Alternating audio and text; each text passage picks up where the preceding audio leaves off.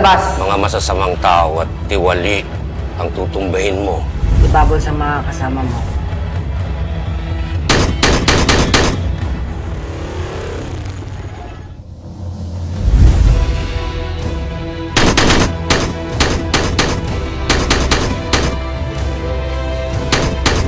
Ngayong tapos na misyon natin, pwede ko makitain ang pamilya ko. Anggol! Paano ka nakalaya? Ano maingay? Ano balita kay Mocha?